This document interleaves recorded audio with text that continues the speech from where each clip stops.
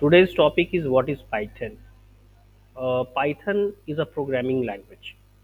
Just a programming language. Programming language का मतलब होता है बाबू कि जिससे हम लोग किसी भी तरीके का ऑनलाइन या ऑफलाइन सॉफ्टवेयर बनाते हैं, उसको हम लोग जिसके मदद से हम लोग ऑनलाइन या ऑफलाइन सॉफ्टवेयर बनाते हैं, उसको हम प्रोग्रामिंग लैंग्वेज कहते हैं। तो प्रोग्रामिंग लैंग्वेजेस में बहुत सारे लैंग्वेजेस हैं, जैसे कि सी है, आपने नाम सुना होगा, सी प्लस प्लस है, जावा है,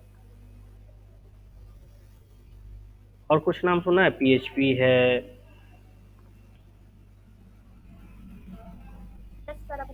हम बताए थे, क्लास में भी आपको बताया गया था। Yes sir. तो ये सारा चीज़ है, लेकिन अब किसका ज़्यादा मॉडल मॉडर्न, यानी कि इस मॉडर्न एरा में सबसे ज़्यादा यूज होने वाला कौन है? पाइथन वाला कौन है? ठीक है। तो पाइथन की ओए लड़की अपना म्यूट म्यूट योर स्पीकर।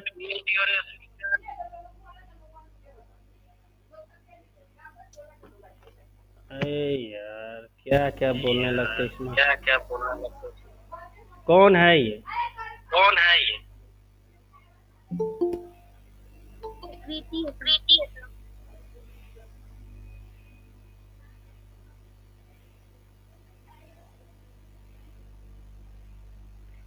सबको पता है कि रिकॉर्डेड क्लास है, दिस इज रिकॉर्डेड क्लास। नहीं है तो आप देख लीजिए ना, आप देख रहे हैं यहाँ, recording in progress. Yes sir. Yes sir. तो फिर ये बोलने की क्या ज़रूरत है? पर्सनल मैटर्स को डिस्कस करने लगता है लोग क्लासेस में। ओके, नाउ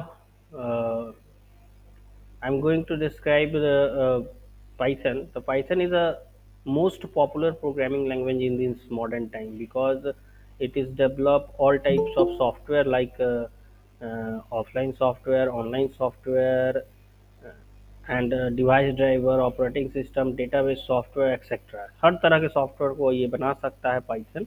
इसलिए ये मॉडर्न लैंग्वेज में, मॉडर्न एरा में बहुत ज़्यादा पॉपुलर है।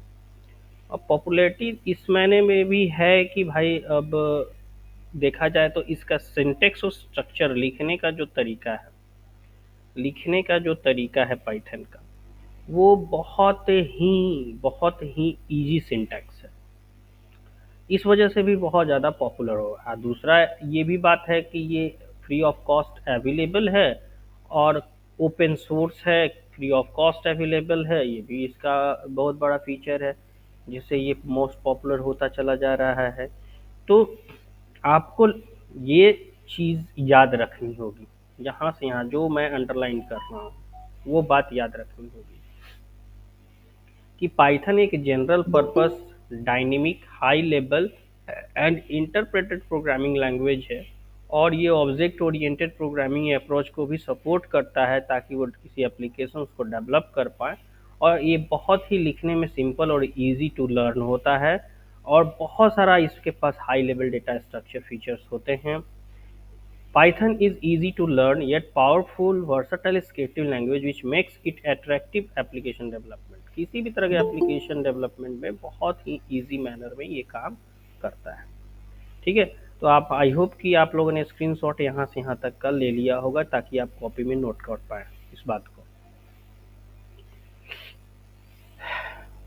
ओके।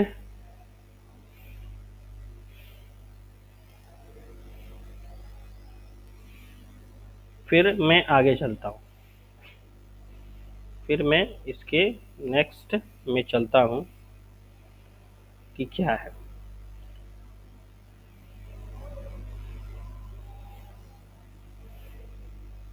पाइथन बहुत सारे वर्जन्स में आपको अवेलेबल होगा। हाउ टू मतलब डाउनलोड एंड इंस्टॉल पाइथन, कैसे आप डाउनलोड करोगे? तो कुछ नहीं करना है, गूगल खोल लीजिए।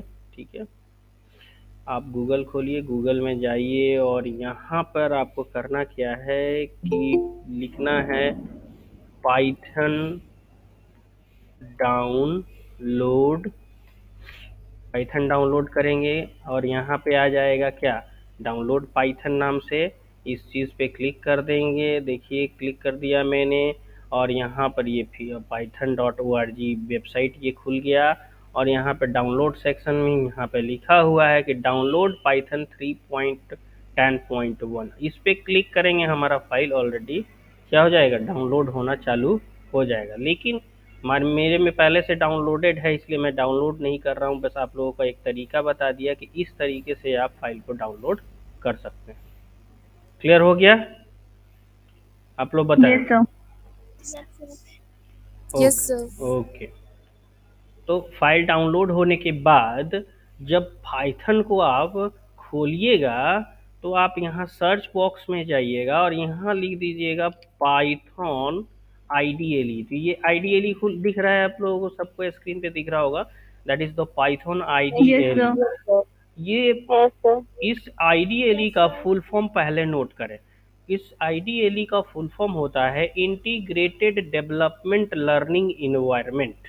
ठीक है, इंटीग्रेटेड डेवलपमेंट लर्निंग इन्वायरमेंट, यानी ये एक ऐसा इंटीग्रेटेड डेवलपमेंट लर्निंग इन्वायरमेंट देता है ताकि एजुकेशन पर्पस के लिए, ये एजुकेशन पर्पस के लिए है, इसमें हम लोग पढ़ाई कर सकते हैं पाइथन की, और बहुत अच्छे तरीके से पाइथन को सीख सकते हैं। तो ये फ्री ऑफ कॉस्ट डाउनलोड हो जाएगा।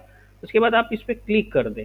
जैसे ही आप क्लिक करोगे, पाइथन दो मोड में काम करता है, एक मोड होता है इंटरएक्टिव मोड और दूसरा मोड होता है स्क्रिप्ट मोड। ठीक है, तो इस तरीके का कुछ खुल के सामने आएगा। तो जो पहला ये ट्रिपल ये ग्रेटर देन का जो साइन है, और ये पहला जो मोड आ रहा है, that mode is called interactive mode.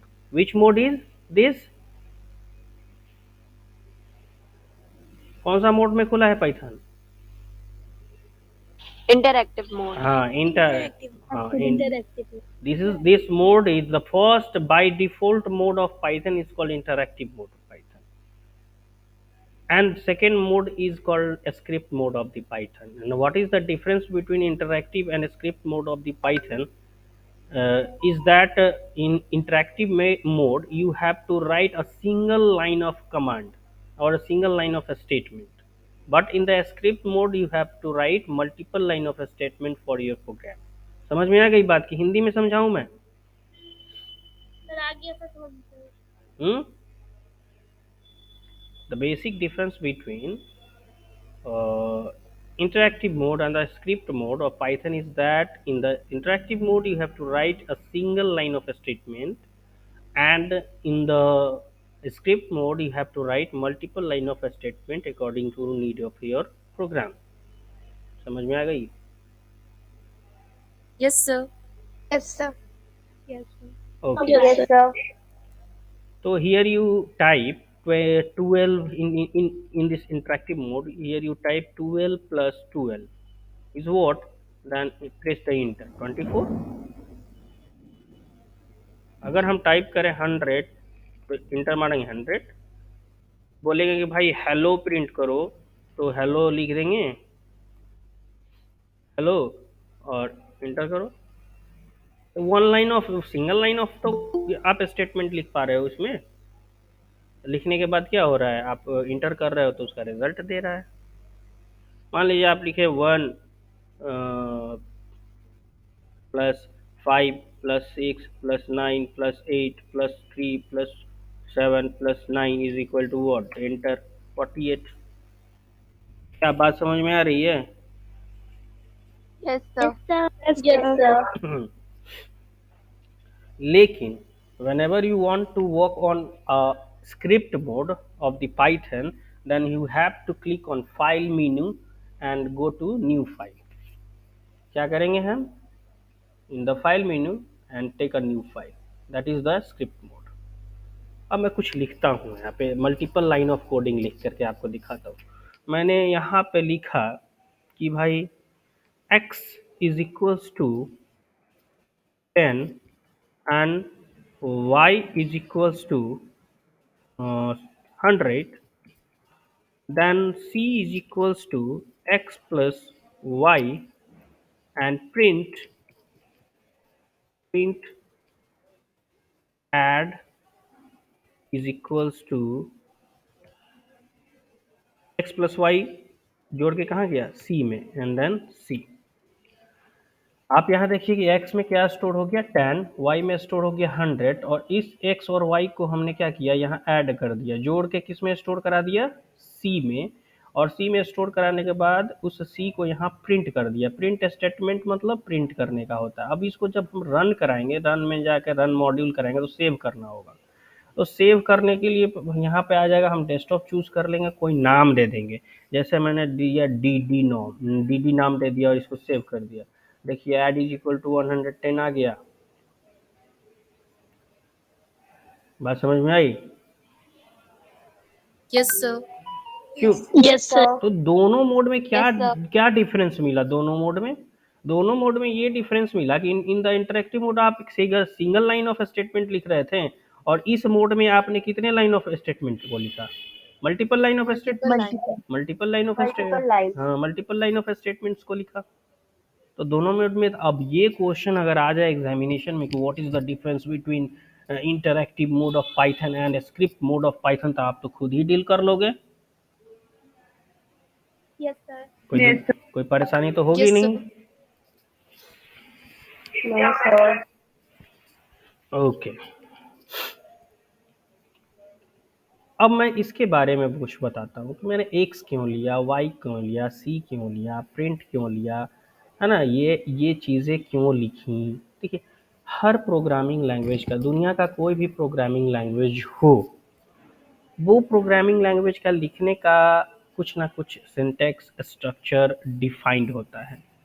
Syntax structure का मतलब आप समझ रहे हैं कि क ख ग घ नहीं सीखेंगे तो हमको हिंदी सीखना, हिंदी लिखना या हिंदी पढ़ना नहीं आ सकता है। उसी तरह से ABCD से शुरुआत होती है इंग्लिश की, है ना। तो हर एक प्रोग्रामिंग लैंग्वेजेस का भी अपना कुछ ना कुछ सिंटैक्स एंड स्ट्रक्चर होता है, और उसी सिंटैक्स एंड स्ट्रक्चर के आधार पर हम लोग उस प्रोग्रामिंग लैंग्वेज को, भाषा को सीखते हैं, भाषा को लिखना पढ़ना समझते हैं। तो यहाँ भी पाइथन का भी कुछ लैंग्वेज है, कुछ सिंटैक्स है, लेकिन सिंटैक्स है तो बहुत ईजी है, यानी कि C plus plus comparing to Java, इन सारी चीज़ों से बहुत आसान लैंग्वेज देता है, तो इसलिए इसमें कोई दिक्कत है ही नहीं। तो अगर मान लीजिए कि इसी में मैं क्या करता हूँ कि इनको मिटा देता हूँ, कहना है कि हेलो पाइथन प्रिंट कराओ, तो हम लिख देंगे प्रिंट, देखिए कितना इजी है, print hello Python, print hello Python. अब ये जैसे ही लिखेंगे, और पहले तो इसको सेव कर देंगे, कंट्रोल एस से सेव हो गया, देन लिख करके मॉड्यूल को रन कराएं, देखिए हेलो पाइथन लिख करके यहाँ पर रिजल्ट दे दिया।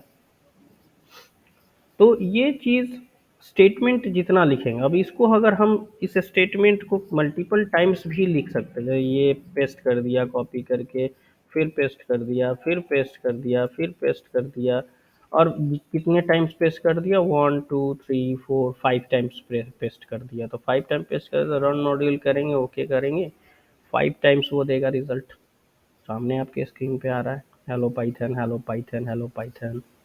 5 टाइम्स मैंने प्रिंट किया, 5 टाइम्स वो दे रहा है। जितनी टाइम्स मैंने फंक्शन को, तो जितनी टाइम बुलाया जाए उतना टाइम आएगा, यही चीज़ होता है यहाँ पे। तो आई होप कि कुछ स्टेटमेंट्स को आप समझ गए होंगे। अब बात होती है कि बाबू मैंने XYZ क्यों लिखा। देखो, यहाँ x इज इक्वल टू, अगर मैं लिख देता हूँ, प्रोग्रामिंग लैंग्वेज की बात कर रहा हूँ, x इज इक्वल टू 10 लिख देता हूँ, इट मीन्स कि 10 किस में जाके स्टोर हो गया, X में. x में, और हाँ, और y इज इक्वल टू, अगर मैं 20 लिख देता हूँ, इट मीन्स कि 20 जाके स्टोर हो गया किसमें, y में। वाई में। तो ये, और कहने का बस यही सेंस है कि y इक्वल्स टू 20 नहीं हुआ, यहाँ 20 एक कंप्यूटर ने ऐसे बनाया, x एक जगह का नाम दे दिया, उसमें एक मेमोरी बनाई, ऐसे x की मेमोरी बनाई, और उसमें 10 ऐसे जाके स्टोर हो गया, ठीक है, ऐसे जाके स्टोर हो गया। तो हम x को क्या कहेंगे, and x is a, what is, Variable. Variable. समझ में आ गई बात? Variable variable then y is what? Variable variable. उसी तरह से मैं लिखता हूँ कि c इज इक्वल्स टू, जैसे प्रोग्राम में मैंने लिखा था कि c is equals to x plus y, then ये तीनों का तीनों क्या है? तीनों का तीनों के वेरिएबल है। वेरिएबल है। वेरिएबल ठीक है, अब वेरिएबल का मीनिंग आप समझ गए, तो बात ये आती है कि रूल्स होता है, कुछ रूल्स होते हैं, ठीक है, कुछ बाबू रूल्स होते हैं टू डिक्लेयर द वेरिएबल। क्या क्या रूल्स होता है? कि पहला रूल याद रखो कि must start with variable name, must start with alphabet. जब भी स्टार्ट होगा अल्फाबेट से स्टार्ट होगा। अगर मैं लिखता हूँ a इक्वल्स टू 20, देन ये वेरिएबल क्या है? सही है। अब मैं लिखता हूँ 2a इज इक्वल्स टू 10, ये सही है कि गलत हो जाएगा? गलत गलत, क्योंकि नियम के हिसाब से must start with alphabets alphabet.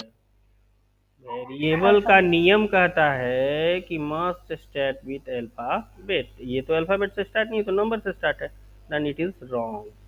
ठीक है, अगर मैं लिख दूं कि हैज इज इक्वल्स टू 20, तो गलत होगा कि सही होगा? ये भी गलत हो जाएगा। अगर मैं लिख दूं, हाँ, अगर मैं लिख दूं a has is equals to 20, तो क्या होगा? गलत सही होगा। सही होगा सही होगा। सही होगा। ठीक है, अब बात तो समझ में आ गई कि वेरिएबल कैसे डिक्लेयर किया जाएगा।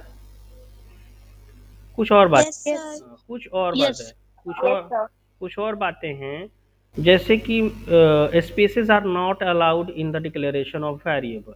आप यहाँ ए ले लीजिए और ये स्पेस दे करके बी ले लीजिए और लिख दीजिए 20, तो फिर ये कंप्यूटर कहेगा कि ए अलग है और बी अलग है, इसलिए ये क्या है? रॉन्ग डिक्लेरेशन है, गलत। लेकिन वही इसको सही करना हो तो या तो ए बी को सटा दीजिए, तो ए बी को सटा देंगे और तब 20 लिखेंगे, तो ये क्या हो जाएगा? सही हो जाएगा। या ये ए अंडर स्कोर का साइन दे करके बी लिख करके और 20 लिख देंगे, तो ये क्या हो जाएगा? सही हो जाएगा। Space are not allowed, space are not allowed in the declaration of variable. दो नियम आप समझ गए ना? अल्फाबेट्स अलाउड नहीं है, कब अलाउड नहीं है, मतलब must be start with alphabet, यानी कि जब भी वेरिएबल स्टार्ट होगा अल्फाबेट से स्टार्ट होगा, और वेरिएबल के नेम के बीच में स्पेसेस अलाउड नहीं है। दो नियम हम लोगों ने समझ लिया। अब क्या नियम आता है कि अब नियम कहता है कि ओनली जितने सिंबल्स हैं स्पेशल, जैसे हैज है सिंबल है ना, एस्ट्रिक एक सिंबल है कि नहीं है? ये Yes, sir, है। ये भी सिंबल है। सब तो कीबोर्ड पे सिंबल होता ही है, ये सारा सिंबल्स है, ये भी सिंबल्स है, ये भी सिंबल्स है। तो जितने ये सारे सिंबल्स हैं उसमें केवल अंडर स्कोर अलाउड है, बाकी कोई भी अलाउड नहीं है सिंबल्स। तो अभी अंडर स्कोर अलाउड कैसे है? तो हम ऐसे अगर वेरिएबल डिक्लेयर करें A underscore B is equals to 30, then ये बात कही गई क्या हो जाएगी? सही। याद रखना, ये अल्फाबेट से स्टार्ट नहीं है, किससे स्टार्ट है? अंडर स्कोर साइन से स्टार्ट है ना? तो ये मैंने क्या इसलिए मैंने बोला कि इतने सारे स्पेशल सिंबल्स में केवल और केवल अंडर स्कोर अलाउड होता है, बाकी कोई सिंबल अलाउड नहीं होता है। तो अगर इस तरह से डिक्लेयर है underscore a underscore B is equal to 30, तो जाहिर सी बात है कि ये सही हो जाएगा। समझ में आई बात वेरिएबल का? Yes, sir. Yes, sir. Yes, sir. Keywords are not allowed. चौथा रूल, कीवर्ड्स, कुछ वर्ड होते हैं keyword,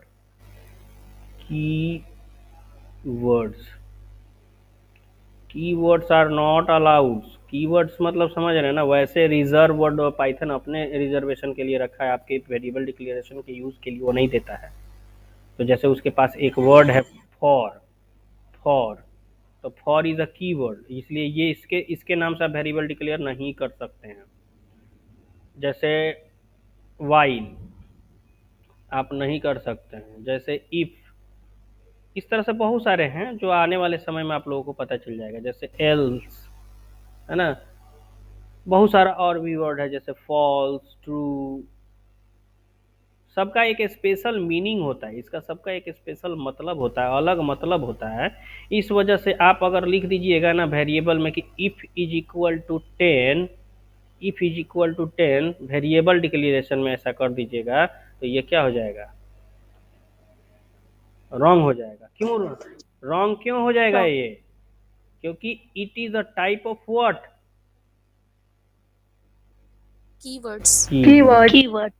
and we not use the keyword in the declaration of variable, because each and every keyword have a reserve meaning, उसका अपना एक reserve meaning होता है, and we cannot change this reserve meaning. इस reserve meaning को हम लोग किसी भी अवस्था में, किसी भी परिस्थिति में चेंज नहीं कर सकते हैं। जो उसका मीनिंग होगा वही यूजेबल होगा, दूसरा उसका कोई मीनिंग नहीं हो सकता। बात समझ में आ गई सबको? Yes, sir. Yes. तो क्लास कैसा रहा?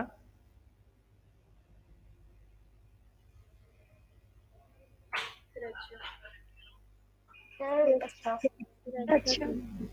क्लास Yes, में sir. अच्छा. पाइथन सारी चीजें Yes, sir. सारी बातें समझ में आई?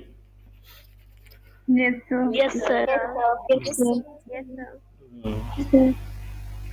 ओके, तो फिर इसके आगे कोई कहाँ है? अनन्या कुमारी कहाँ है? ये टॉपिक नोट कर लीजिएगा अनन्या, और इसके आगे मुझे पढ़ाना है, ये बात आप नेक्स्ट डे मुझे याद दिलाइएगा, ठीक है?